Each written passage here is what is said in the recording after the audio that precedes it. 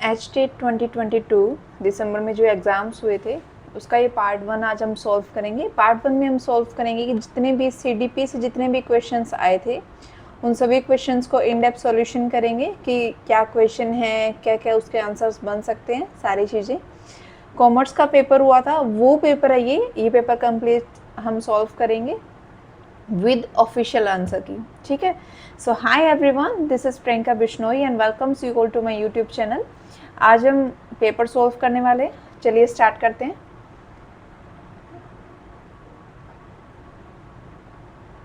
So first question is a type of intelligence test in which the difficulty level of questions gradually increase and the time factor is secondary। जो difficulty level है questions की वो gradually increase करती है और time factor secondary है। तो कौन सा टाइप है इंटेलिजेंस टेस्ट का, ये हमसे पूछा है। Verbal test, power test, speed test या फिर परफॉर्मेंस टेस्ट। देखिए वर्बल टेस्ट क्या होता है। वर्बल टेस्ट तो पावर टेस्ट का एक वैसे पार्ट माना जाता है। ये लैंग्वेज स्किल्स पे फोकस करता है। किस पे फोकस करता है? लैंग्वेज स्किल्स पे फोकस करने का काम करता है वर्बल टेस्ट, ठीक है। ये पावर टेस्ट का या स्पीड टेस्ट का भी हम इसको पार्ट मानते हैं वर्बल टेस्ट को। पावर टेस्ट क्या होता है? पावर टेस्ट यही होता है, एक ऐसा टाइप है इंटेलिजेंस टेस्ट का जिसके अंदर डिफ़िकल्टी लेवल जो है ना क्वेश्चंस की वो ग्रेजुअली इंक्रीज होती है। मतलब कि उसकी पावर लेवल टेस्ट करते हैं कि ये कैसा परफॉर्म कर सकता है कोई भी जो इंडिविजुअल है वो। और टाइम फैक्टर जो होता है इसके अंदर वो सेकेंडरी होता है, ठीक है। स्पीड टेस्ट की अगर हम बात करें तो स्पीड टेस्ट के अंदर हम क्या देखते हैं कि कोई भी पर्सन कितना क्विकली आंसर कर सकता है ना। क्विकली आंसर करने की कैपेबिलिटी उसकी कितनी है वो आता है स्पीड टेस्ट में। फिर बात आती है परफॉर्मेंस टेस्ट की। परफॉर्मेंस टेस्ट के अंदर क्या होता है कि हम देखते हैं कि उसकी मोटर स्किल्स को एसेस करने का काम करते हैं कोई भी स्टूडेंट्स की। कौन सी स्किल्स को? मोटर स्किल्स को, कि उसके परफॉर्मेंस हम देखते हैं कि कैसे वो सॉल्व कर सकता है। कोई रीजनिंग के क्वेश्चंस हो गए, कोई ऐसे सिचुएशन होगी उसको दे दी तो वो चीज़ आ जाएगी इसके अंदर, ठीक है। मोटर स्किल्स के अंदर जिसके अंदर मेन फोकस किया जाता है। सो इसका करेक्ट आंसर कौन सा है? Power test, okay. Next question is a teaching learning strategy, question number 2, in which small group of students with different level of ability use a variety of learning activities to improve their understanding of a subject। एक ऐसी teaching learning strategy जिसके अंदर small groups बना दिए जाते हैं students के, different level of ability उनकी होती है उनकी, और वेराइटी ऑफ लर्निंग एक्टिविटीज़ को वो एक्टिविटीज़ को यूज़ करते हैं किसको इम्प्रूव करने के लिए? अपनी अंडरस्टैंडिंग को इम्प्रूव करने के लिए। तो वो क्या होगा? मल्टी सेंसरी लर्निंग होगी, टीम टीचिंग होगी, कोऑपरेटिव लर्निंग या फिर प्रोग्राम लर्निंग। तो इसका करेक्ट आंसर होगा ये होगी कोऑपरेटिव लर्निंग, क्योंकि कोऑपरेटिव लर्निंग में क्या होता है कि स्मॉल ग्रुप्स के अंदर बना देते हैं, डिफरेंट लेवल ऑफ एबिलिटी होती है और वो उसके थ्रू क्या करते हैं? बच्चे सीखते हैं, ठीक ठीक है। मल्टी सेंसरी के अंदर हम क्या मान सकते हैं कि वो बच्चा मल्टी सेंस से सीख रहा है, ठीक है, अलग अलग सेंसेस का यूज़ करके सीख रहा है वो। टीम टीचिंग यानी कि टीम के अंदर टीचर्स जो है वो बच्चों को टीच करते हैं, वो आ जाएगी इसके अंदर। प्रोग्राम लर्निंग की अगर हम बात करें तो प्रोग्राम लर्निंग का जो कंसेप्ट है ये किसने, पहले तो हमें यही पता होना चाहिए किसने इसके बारे में बात करी थी। प्रोग्राम लर्निंग के बारे में BF स्किनर ने बात करी थी। उन्होंने बताया कि ये एक सिस्टमेटिक मेथड है प्रोग्राम्ड लर्निंग, यानी कि सिस्टमेटिक हो गया, प्रोग्रामेबल हो गया, सिस्टमेटिक मेथड हो गया टीचिंग का, जो क्या रिप्रेजेंट करता है कि इन्फॉर्मेशन सीक्वेंस में होनी चाहिए, step by step format follow किया हुआ होना चाहिए, ठीक है। इसके थ्रू क्या होता है? प्रोग्राम लर्निंग के थ्रू एक और बेनिफिट क्या होता है कि लर्नर को इमीडिएट फीडबैक भी मिल जाता है, ठीक है, वो चीज़ आती है प्रोग्राम लर्निंग के अंदर। सो इस क्वेश्चन का आंसर है कोऑपरेटिव लर्निंग, ठीक है। Next question is question number 3, Spranger's classification of personality is related to which approach of personality assessment? Trait approach, type approach, instinct approach, psychoanalytic approach। तो इसका correct answer तो है type approach. Type approach इन्होंने क्या बताया, इनका complete अगर मैं नाम बताना चाहूँ तो दैट इज एडोर्ड स्प्रेंजर, इनका नाम है कंप्लीट। क्या नाम है? एडोर्ड स्प्रेंजर है, ठीक है। इन्होंने क्या बताया कि टाइप अप्रोच के बारे में इन्होंने बताया है कि जो पर्सनालिटी असेसमेंट से रिलेटेड जो इनका है वो टाइप अप्रोच है, इसको इन्होंने 6 टाइप्स में डिवाइड कर दिया, ठीक है, जिसके अंदर इन्होंने किसके बारे में बात करी, थ्योरेटिकल के बारे में बात करी है, इकोनॉमी के बारे में बात करी है, एस्थेटिक के बारे में बात करी है, एस्थेटिक टाइप, सोशल टाइप, ठीक है, पॉलिटिकल टाइप, रीजनल टाइप, मतलब कि पर्सनैलिटी को इतने तरीकों से वो क्या कर सकते हैं, एसेस कर सकते हैं, ठीक है। वहीं अगर हम ट्रेट अप्रोच की बात करें तो इसके अंदर इंडिविजुअल के ट्रेट्स को मेजर करने के बारे में कि उसके कैसे शील गुण की अगर हम बात करें तो कैसे उसके अंदर शील गुण है, कैसे ट्रेट्स है कोई भी पर्सनैलिटी के, उस चीज़ के बारे में बात करते हैं। इंस्टिंक्ट अप्रोच की अगर हम बात करें, इंस्टिंक्ट की, तो इसके अंदर क्या आ जाता है कि जो इनबॉर्न, जो भी हमारा इनबॉर्न बिहेवियर लगा लो या फिर आप पर्सनैलिटी लगा लो, वो आती है इसके अंदर, ठीक है। जो भी इनबॉर्न पर्सनैलिटी या बिहेवियर है वो आता है इंस्टिंक्ट अप्रोच के अंदर। साइको एनालिटिक अप्रोच की अगर मैं बात करूं तो इसके अंदर होता है कि पर्सनैलिटी कैसे शेप्ड की गई है, कोई भी अनकॉन्शियस थॉट से जो भी उसके माइंड में आ रहे हैं। साइको का मतलब आता ही आप क्या समझ लीजिए कीजिए, जहाँ पर थॉट्स की बात कर रही है, ठीक है। तो चाइल्डहुड एक्सपीरियंस से वो सीख रहा है, कोई कन्फ्लिक्ट से सीख रहा है, कैसे सीख रहा है, वो आ जाता है साइको एनालिटिक अप्रोच में। सो इस क्वेश्चन का आंसर है type approach. Question number 4, which of the following is not a symptom of good mental health of student. Good mental health के बारे में कौन सा सिम्टम नहीं बताएगा, living in fantasy world, balance in life, knowledge of our potentials and limitations, free from undesirable worries. इसमें से कौन सा ऑप्शन आपको देखने में लग रहा है कि वो एक सिम्टम नहीं है एक अच्छी हेल्थ का, है ना। तो देखिए कि काल्पनिक दुनिया में रह के एक अच्छा सिम्टम कहाँ से होगा, उसको तो वास्तविकता में जीना चाहिए ना। तो ये ऑप्शन करेक्ट है, ठीक है, ये नहीं होना चाहिए एक अच्छी मेंटल हेल्थ के लिए, ठीक। Next question is question number 5, when an adolescent is unable to show anger to his parents then he shows his anger to his younger brother, this is an example of which type of defence mechanism. ये कौन से type of defence mechanism का type है ये, repression, regression, projection या फिर displacement. तो ये जो है ना कि इसमें क्या करेगा बच्चा कि उसको कोई चीज़ को लेके अपने पेरेंट्स पे गुस्सा आ रहा है, ठीक है, कोई भी बच्चा है, मान लीजिए कोई भी नेम ले लीजिए, कोई भी ए है, जैसे कोई बच्चा है, इसको गुस्सा आ रहा है अपने पेरेंट्स पे, लेकिन वो अपने पेरेंट्स को नहीं दिखा पा रहा है यहाँ पे क्योंकि उसको डर है कि उसको डांट पड़ेगी, मार पड़ेगी। तो वो अपना गुस्सा निकालने के लिए सेफ जोन में जाएगा, यानी कि उसका जो ब्रदर है, यंगर ब्रदर है, कि अगर तू इसको पीटेगा या फिर इसके ऊपर गुस्सा भी करेगा तो तेरे को रिटर्न में कोई पिटाई नहीं होने वाले। तो यहाँ पे ये क्या है, सेफ जोन में चला जाता है। तो इसका मतलब क्या हो कि जब बच्चा कोई फियर वाली जगह से जब सेफ जोन में अपने गुस्से को ट्रांसफर कर देता है तो उसको हम बोलते हैं डिस्प्लेसमेंट, ठीक है। तो इस क्वेश्चन का आंसर क्या हो गया, डिस्प्लेसमेंट हो गया। वहीं अगर मैं रिप्रेशन की बात करूं या फिर दमन की बात करूं तो रिप्रेशन क्या बताता है कि जब हमारा माइंड क्या होता है ना कि कुछ पेनफुल चीज़ों को पुश करता है, या फिर कोई डिस्ट्रेसिंग थॉट्स हो गए, कोई ऐसी मेमोरीज होगी। फॉर एग्जांपल कई बार हमारे साथ ऐसे कुछ हादसे नहीं हो जाते कि जो हमें लाइफ टाइम तक याद रहते हैं, कि मतलब कि हाँ भाई वो टाइम तो निकल गया है लेकिन हमको क्या रहेगा कि वो कुछ ऐसी दुख भरी ऐसी चीज़ें हो जाती है कि अगर उस टॉपिक के बारे में बात करें तो फिर हमारे अचानक से माइंड में वो सिचुएशन क्रिएट हो जाती है और हमारा मन वैसे ही रिएक्ट करने लग जाता है, ठीक है। मतलब ऐसा कुछ भी, ऐसी कोई भी पेनफुल चीज़ें जो पुश कर रहा हो, दैट इज़ रिप्रेशन। रिग्रेशन क्या होता है कि हमारा चाइल्डिश बिहेवियर में हम जा रहे हैं, जैसे कि फॉर एग्जांपल कोई भी टीनेजर है, वो उसको क्या रहेगा, स्ट्रेस के अंदर क्या करते हैं, जैसे 12-13 साल के बच्चे क्या करते हैं कि अपने नाखून चबाने लग जाते हैं। तो वो इतने छोटे तो नहीं है ना कि वो नाखून चबाएंगे, लेकिन वो स्ट्रेस में करते हैं, बड़े भी करते हैं, 18-20 साल के बच्चे भी करते हैं और बड़े लोग भी करते हैं। सो दैट इज रिग्रेशन, मतलब कि अपने चाइल्डिश बिहेवियर के अंदर वापस चले जाना, ठीक है, that is regression. Next is projection. Projection में क्या होता है कि दूसरों को ब्लेम करना, तुम्हारे अनवांटेड थॉट्स की वजह से हम अपने आप ही मन में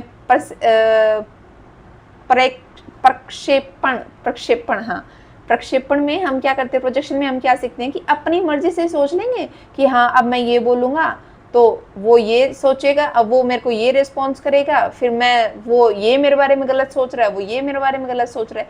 चाहे सेकंड पर्सन सोचे या ना सोचे, हम अपने अनवांटेड थॉट से उसके बारे में क्या सोचते रहेंगे कि वो ऐसा करेगा, ठीक है। So that is projection. Next question is तो इसका करेक्ट आंसर क्या हुआ? विस्थापन या फिर डिस्प्लेसमेंट। नेक्स्ट क्वेश्चन है, according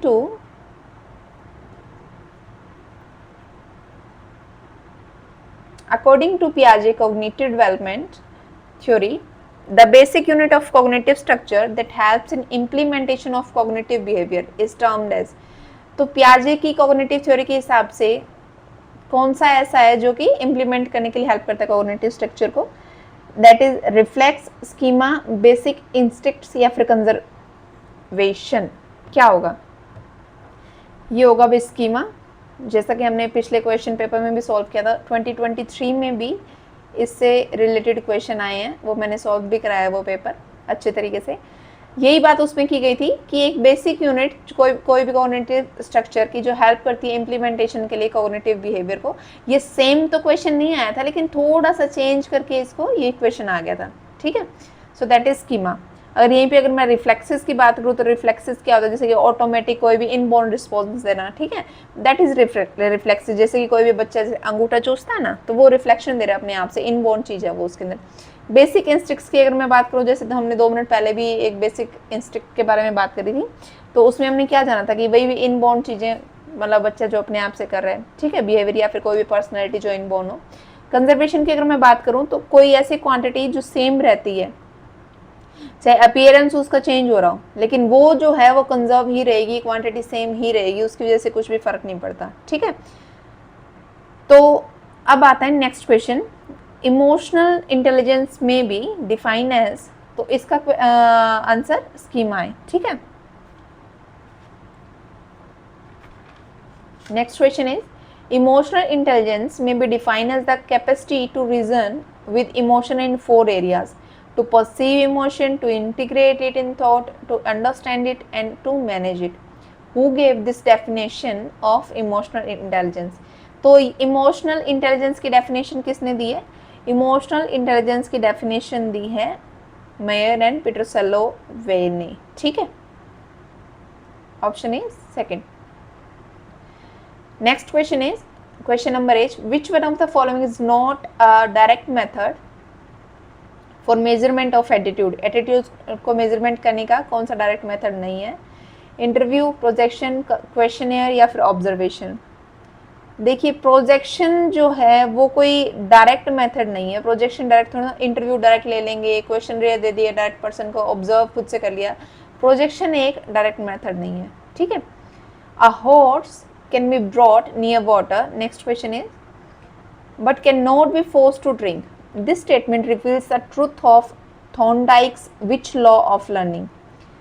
कि एक घोड़े को पानी के पास में लाया जा सकता है, लेकिन उसको पिलाया थोड़ी ना जा सकता है, फोर्स नहीं किया जा सकता, पीने के लिए बाध्य नहीं किया जा सकता।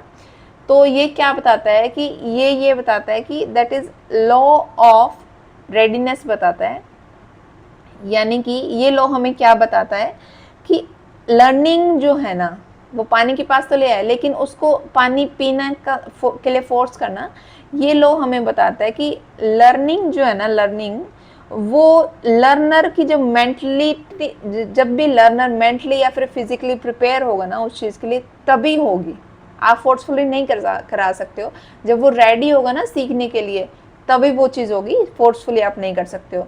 This is law of readiness. अगर मैं लॉ ऑफ एक्सरसाइज की बात करूँ तो वही वाली चीज़ हम जो बचपन से सुनते आ रहे हैं, दैट प्रैक्टिस मेक्स अस, क्या करती है प्रैक्टिस? हमें परफेक्ट बनाती है ना। This is law of exercise. Law of effect की अगर मैं बात करूं तो लॉ ऑफ इफेक्ट हमें क्या बताता है कि रिस्पॉन्स जो है ना वो सेटिस्फेक्शन को फॉलो करेगा। ठीक है, जितनी बार रिपीट होगी चीज़ें उतनी बार मतलब कि क्या होगा कि हमें आउटकम मिलेगा। जैसे कि मतलब कि अगर इसके अंदर 2 चीज़ों की बात की जाती है लॉ ऑफ इफेक्ट के अंदर, एक प्लीजेंट आउटकम होता है और एक अनप्लीजेंट आउटकम होता है। प्लीजेंट आउटकम के अंदर क्या मानते हैं हम कि रिस्पॉन्स जो है ना वो डिस्कम्फर्ट से फॉलो कर रहा है, और अनप्लीजेंट आउटकम में हम क्या बोलते हैं कि ये इसके अंदर हम ये लेके चलते हैं कि ये कम लाइकली टू रिपीट होता है। ठीक है, ये होता है law of effect. Law of multi response. Multi response की अगर मैं बात करूं कि एक first response doesn't work, the organism try other response. अगर एक रिस्पॉन्स वर्क नहीं कर रहा तो हम दूसरे रिस्पॉन्स पे चलेंगे, दूसरे रिस्पॉन्स पे अगर हम सेटिस्फाई नहीं है तो तीसरे रिस्पॉन्स पे जाएंगे, तीसरे से नहीं है तो चौथे पे जाएंगे। मतलब कि जब तक हमारा कोई भी काम हम कर रहे हैं वो सेटिस्फाई नहीं हो रहा है तो हम मल्टीपल रिस्पॉन्सेज के ऊपर चलते रहेंगे, ठीक है। So that is law of multiple response. Next question is which of the following is not a level of teaching. Level कौन सी नहीं है, बेसिक है, मेमोरी, अंडरस्टैंडिंग है, रिफ्लेक्टिव लेवल नहीं, सॉरी बेसिक नहीं है, रिफ्लेक्टिव लेवल तो है, थर्ड मोस्ट लेवल ही तो कौन सी है, रिफ्लेक्टिव तो होती है जो एब्स्ट्रैक्ट थिंकिंग वगैरह के बारे में जो होती है ना। तो इसमें क्या बेसिक लेवल नहीं है। Which one of the following, question number 11, is not a part of Bronfenbrenner's ecological system theory. कौन सा इसका पार्ट नहीं है इकोलॉजिकल का, इसके अंदर जो माइनर है ना ये इसका पार्ट नहीं है। माइक्रो, मैक्रो, मीसो, ऐसे ये कितने टाइप्स आपको पता है, ये 5 टाइप्स है इसके, ठीक है। 5 टाइप्स में कौन कौन से आते हैं, इसके अंदर माइक्रो आता है, मैक्रो आता है, मीसो आता है और एक्सोस आता है और आता है क्रोनो।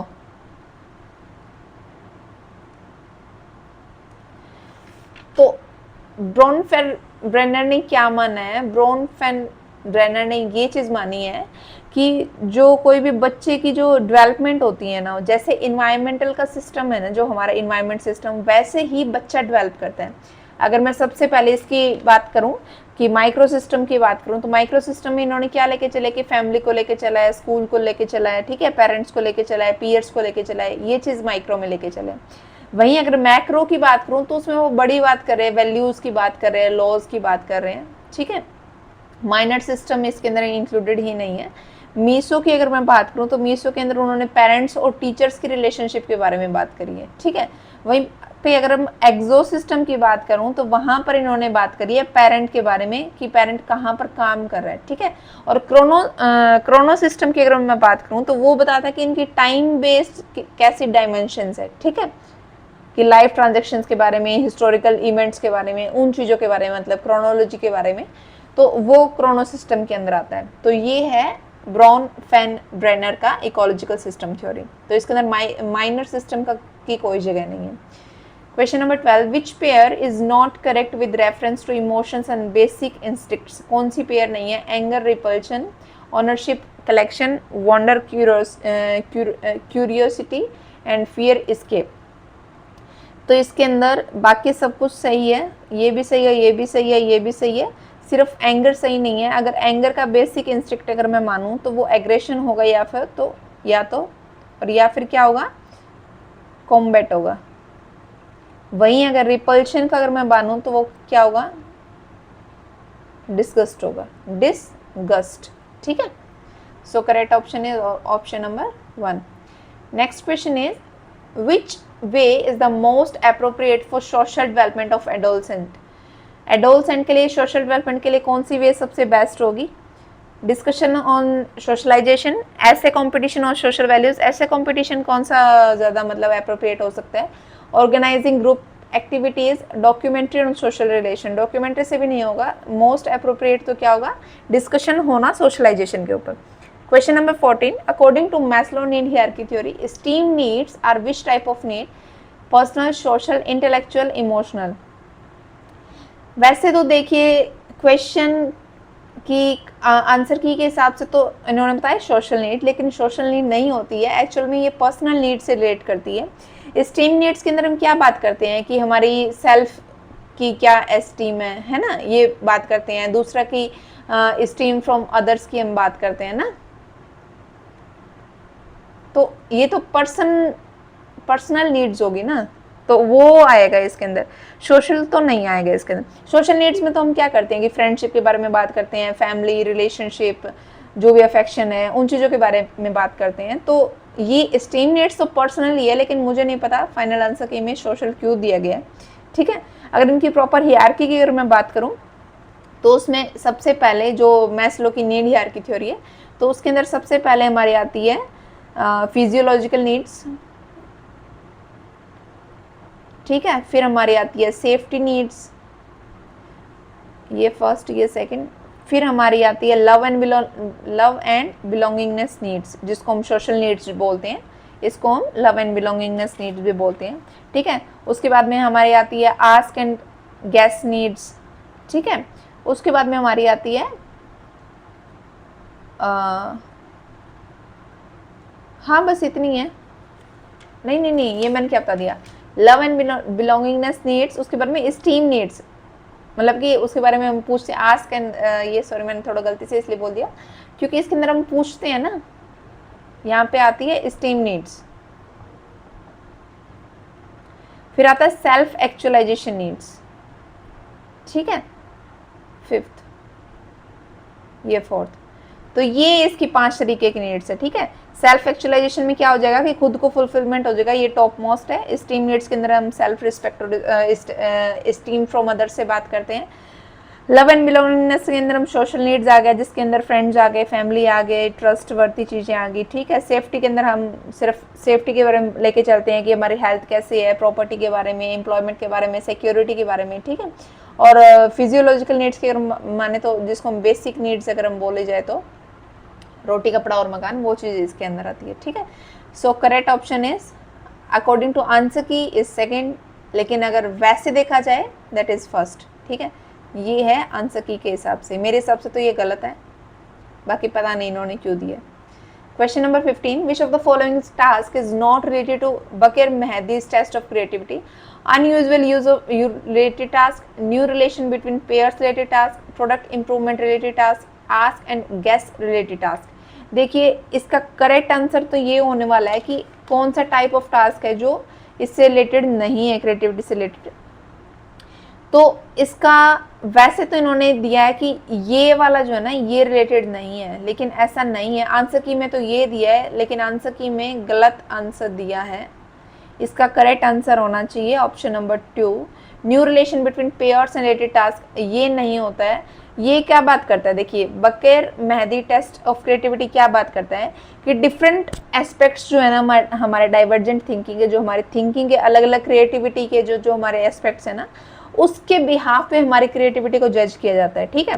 जैसे कि अगर मैं फर्स्ट ऑप्शन लगाऊं कि अनयूजुअल यूज रिलेटेड टास्क, भी कोई भी एक प्रोडक्ट है उसके कितने यूज हो सकते हैं, चाहे हमारे काम के हो चाहे नहीं है, लेकिन अनयूजुअल यूजेस को हम देखते हैं कि इससे क्या क्या काम और आ सकता है, क्या क्या हो सकता है उस चीज से, तो वो आता है अनयूजुअल यूज रिलेटेड टास्क में।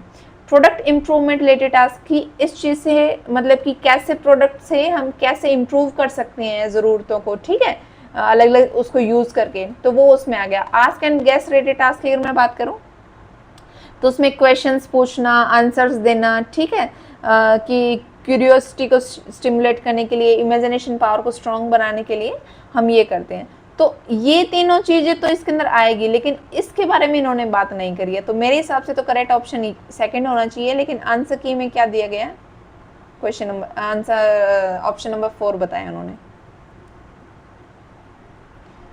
Question number 16, which of the following statement is not correct with reference to individual difference? No two person can be exactly alike. हाँ ये तो सही है। Individual difference में belong to different areas. Individual difference affect different dimensions of development. या फिर individual difference arise only due to heredity. देखिए इन चारों ऑप्शन में थे, मुझे तो ये तीनों ऑप्शन सही लगे हैं, लेकिन इन्होंने यहाँ पे गड़बड़ कर दी। इन्होंने बोल दिया कि only due to heredity. Environment भी आता है भाई, ठीक है। तो option number 4 is correct. Next question is who is called the father of trait theory? Trait theory का फादर कौन है? फॉर स्टडी ऑफ पर्सनैलिटी की अगर मैं बात करूं तो ट्रेड थ्योरी का फादर है एल्पोर्ट। एल्पोर्ट ने ट्रेड थ्योरी के बारे में बात करी है। वहीं अगर मैं वुडवर्थ की बात करूं तो उन्होंने पर्सनैलिटी डेवलपमेंट की बात करी है, मोटिवेशन टेस्ट की बात करी है। मैकडॉल की अगर मैं बात करूं तो उन्होंने इंस्टिंक्ट थ्योरी की, जैसे हमने इंस्टिंक्ट के बारे में बार बार बात करी है ना, तो इन्होंने इंस्टिंक्ट थ्योरी की बात करी है मोटिवेशन की। और आइसेंक ने बात करी है डायमेंशनल मॉडल ऑफ पर्सनैलिटी के बारे में, ठीक है। So correct option is option number 1। Question number 18, which of the following pairs of communication skills is correct for receiving the information? Receive करना है अगर हमको इन्फॉर्मेशन तो हम क्या करेंगे? सुनेंगे, हाँ जी सुनेंगे, लिखेंगे नहीं, बोलेंगे नहीं, पढ़ेंगे, हाँ जी, सुनेंगे और पढ़ेंगे, सुनना और पढ़ना, ठीक है। अगर वहीं पे अगर बोलना और लिखना आ जाए ना तो ये रिसीविंग नहीं आएगा, इसमें हम क्या दे रहे हैं, सूचना प्राप्त नहीं कर रहे हैं, हम सूचना दे रहे हैं, ठीक है। तो उसके लिए ये दोनों चीजें आ जाएगी। Question number 19, according to the triarchic theory which of the following is not a type of intelligence, analytical, creative, theoretical, practical. Intelligence का कौन सा टाइप नहीं है इस क्वेश्चन के हिसाब से? इस क्वेश्चन के हिसाब से थ्योरेटिकल जो है वो इंटेलिजेंस का टाइप नहीं है, एनालिटिकल होना चाहिए, क्रिएटिव होना चाहिए, प्रैक्टिकल होना चाहिए। थ्योरेटिकल कहाँ से इंटेलिजेंट की बात आई, वो तो बुकिश वाली चीज होगी ना, ठीक है। Next question is question number 20, according to Kohlberg theory what level of morality is it when morality includes self accepted moral principles। जहाँ पे self accepted moral principles की बात आती है वो कहाँ पर आती है? प्री कन्वेंशनल स्टेज में आती है, कन्वेंशनल में आती है, पोस्ट कन्वेंशनल में आती है। एक बात बताऊं, कॉलबर्ग का ऐसा ही क्वेश्चन 2023 में भी आया है, कॉमर्स का ही पेपर के अंदर 2023 के अंदर सीडीपी के अंदर ऐसा ही क्वेश्चन सेम आया उसके अंदर, सेल्फ एक्सेप्टेड मॉरल प्रिंसिपल्स। तो ये किसके अंदर आता है? प्री कन्वेंशनल में, कन्वेंशनल में, या फिर नॉन पोस्ट कन्वेंशनल के अंदर आता है। देखिए मॉरल प्रिंसिपल सेल्फ एक्सेप्टेड जहाँ पर मतलब कि उच्च सीमा पे वो पहुंच गया तो वो पोस्ट की बात करते हैं, पोस्ट कन्वेंशनल स्टेज पे बात करते हैं। जो प्री कन्वेंशनल में जो मॉरल प्रिंसिपल्स होते हैं ना, इसके अंदर मॉरलिटी पता है प्री कन्वेंशनल में कहाँ पे होती है कि पनिशमेंट्स को हम अवॉइड कर दें, ठीक है। किसके लिए अवॉइड करें? ताकि हमें रिवॉर्ड्स मिले, अवार्ड्स मिले।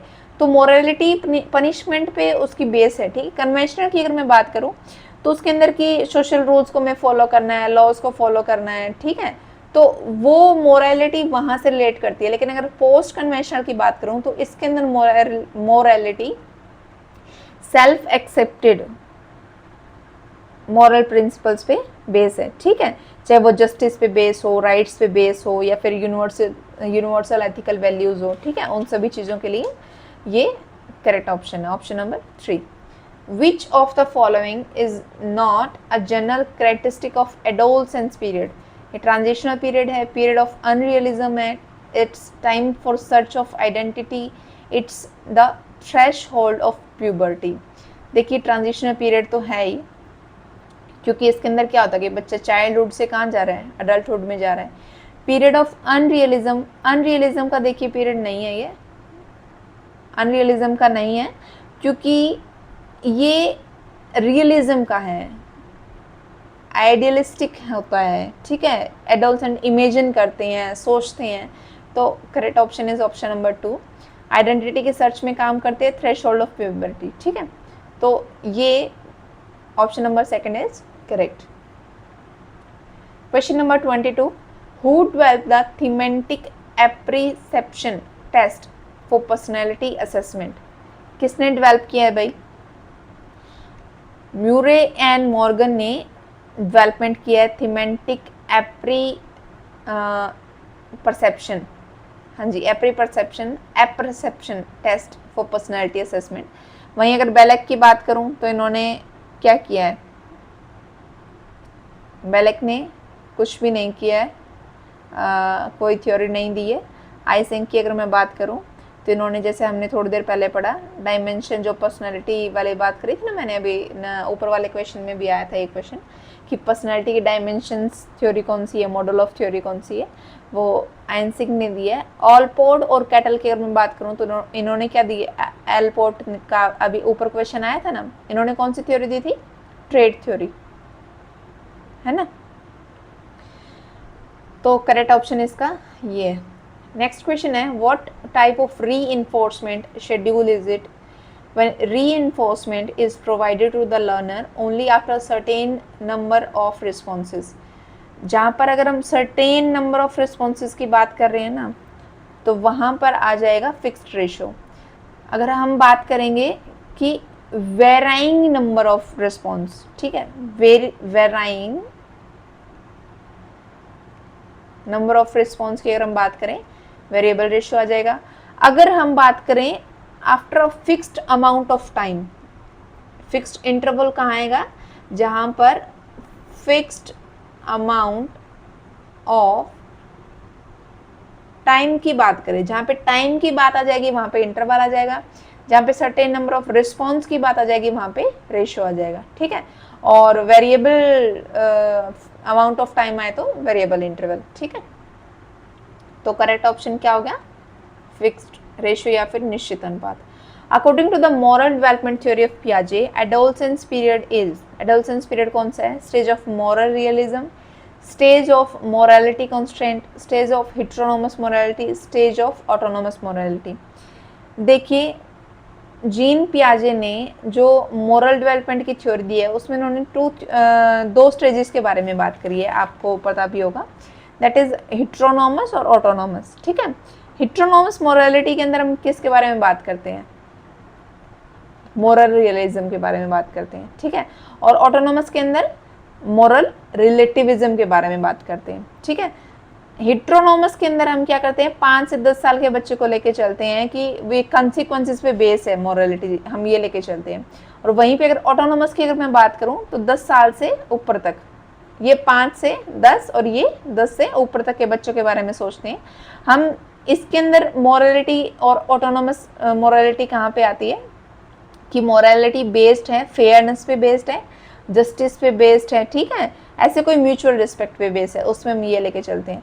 इन्होंने ये पूछा कि जीन पियाजे के हिसाब से एडोलसेंस पीरियड कौन सा है, तो एडोलसेंस पीरियड कौन सा हुआ आपके हिसाब से, क्या लगता है आपको, एडोलसेंस कौन सा हो गया, 10+, स्टेज 4, ठीक है।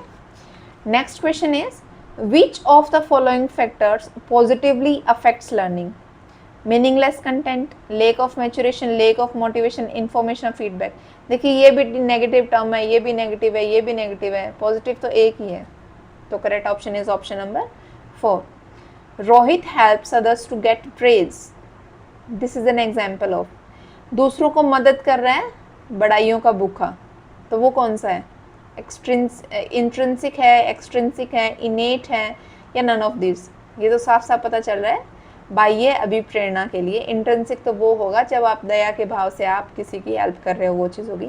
वहीं पे अगर मैं बात करूं कि जन्मजात इनेट मोटिवेशन यानी कि जन्मजात अभिप्रेरणा का, तो मतलब कि जो बचपन से ही हमारी जो रहती है कि हाँ हमें ये चीज़ करनी है, तो वो आता है इनेट मोटिवेशन के अंदर। Next question is what will be the intelligence quotient of a 15-year-old boy when his mental as is 12। क्या होगा इंटेलिजेंस क्वोशिएंट, इसका एक फॉर्मूला होता है, आपको पता होगा, वैसे तो नहीं पता है तो मैं आपको बता देती हूँ। इंटेलिजेंट क्वोशिएंट्स का क्या फॉर्मूला होता है कि जो हमारी मेंटल एज है ना, जो इन्होंने दे रखी है मेंटल एज को हमें डिवाइड करना होता है जो हमारी क्रोनोलॉजिकल एज होती है, इसको हम क्रोनोलॉजिकल एज बोलती है। कि इंटेलिजेंस क्वोशिएंट इन्होंने दे दिया कि 15 साल का लड़का है, तो ये कौन सी एज होती है यहाँ पे, क्रोनोलॉजिकल एज। इसको हम किससे मल्टीप्लाई कर देंगे, 100 से कर देंगे। मेंटल एज हमको गिवन है 12 ईयर्स, क्रोनोलॉजिकल है 15, इंटू में कर देंगे 100, 5 3 is 15 and 5 2 is 10, 3 4 is 4 2 is 8, 80। क्या आंसर आ गया, ऑप्शन नंबर 1, ठीक है, आगे समझ। As a teacher, next question, which of the following work would not be done by you to develop the creativity of student, कौन सा नहीं करना चाहिए। एनकरेजमेंट ऑफ ओरिजिनलिटी, एनकरेज करेंगे तो क्रिएटिव तो होंगे बच्चे। रिमूवल ऑफ फियर, डर को खत्म करेंगे तो बच्चे इनकरेज होंगे। फ्रीडम टू रिस्पॉन्ड, हाँ जी, फ्रीडम देंगे तो वो बच्चे अच्छे से रिएक्ट करेंगे। अवॉइडेंस ऑफ डाइवर्जेंट थिंकिंग, अगर आप अवॉइड ही कर देंगे डाइवर्जेंट थिंकिंग का तो वो क्रिएटिव कैसे होंगे, उसमें तो डाइवर्जेंट थिंकिंग की जरूरी है ना बच्चों की होनी, तो अवॉइडेंस नहीं होगा भाई, उसको लेके चलना होगा। Correct option is option number 4। Question number 29, development which proceeds from centre of periphery is known as. जब डेवलपमेंट क्या हो, सेंटर से हो, ठीक है, तो वो क्या होती है, ऑफ पेरिफेरी, हमारे केंद्र से बाह्य की ओर आ रही है, परिधि की ओर आ रही है, तो सिफेलिक, कॉडल, प्रॉक्सिमोडिस्टल, स्पाइरल या फिर सर्कुलर। तो ये होगी हमारी प्रॉक्सिमोडिस्टल, जिसके अंदर से बाहर की जा रही है और जा रही है। सेंटर टू द पेरिफेरी, केंद्र से परिधि की ओर जा रही है, तो वो होता है ये। वहीं पे अगर मैं सेफालिक कॉर्डल की अगर मैं बात करूं तो इसके अंदर होता है कि हमारे जो डेवलपमेंट है वो हेड टू कहाँ जा रही है, टो जा रही है। आपसे ये क्वेश्चन भी आ सकता है कि हेड टू टो कौन सी चीज़ होती है, उसको क्या बोलते हैं, ठीक है। तो उसको सिफेलिक कॉर्डल बोलते हैं, ठीक है, सिफेलिक कॉर्डल बोला जाता है, ठीक है। तो इसका करेक्ट ऑप्शन क्या है, प्रॉक्सिमो डिस्टल, ठीक है। नेक्स्ट क्वेश्चन इज, ये दोनों जो है ना, ये कोई फॉर्म नहीं है, ये ऐसे ही ऑप्शन आपको टेंशन में डालने के लिए दिया हुआ है। Next and last question of this class is, hunger and thirst is which type of motive, motivation कौन सा है ये, भूख लगी आपको, प्यास लगी, आप कैसा मोटिवेशन होगा आपको, इंट्रिंसिक होगा, ये तो सामने से ही पता चल रहा है ना। देखिए इंट्रिंसिक क्या होता है कि हमें अंदरूनी होता है कि हाँ हमें ये करना है, जैसे कि आप एग्जाम के लिए प्रिपेयर कर रहे हो, आपको किस लिए कर रहे हो, क्योंकि हाँ आपको ऐसा होना कि हाँ मेरे एग्जाम क्लियर है, आगे मेरे को जॉब करनी है अच्छी से, तो दैट इज इंट्रिंसिक मोटिवेशन, ठीक है। अगर मैं वहीं पे एक्वायर्ड की बात करूँ मोटिवेशन की, एक्वायर्ड मोटिवेशन होता है अर्जित, यानी कि आपने अपने अर्जित किए, कैसे अर्जित किए, एक्सपीरियंस से अर्जित किए, ठीक है। तो वो आता है कि एक्वायर्ड। सोशल का क्या आ गया कि इंटरपर्सनल नीड से हमने सीखा है, सोशल कॉन्टेक्स्ट से सीखा है, सामाजिक होकर सीखा है, सोशल चीज़ों से, तो वो सोशल मोटिवेशन आ गया। सो ये थे आज के हमारे 30 क्वेश्चंस। बताना आपके कितने क्वेश्चन सही हुए हैं। आई होप आपको सेशन पसंद आया होगा। बाकी सारे जितने भी पार्ट्स है वो ऐसे ही रेगुलर क्लास के अकॉर्डिंग हम सॉल्व करेंगे। Thank you and have a nice day.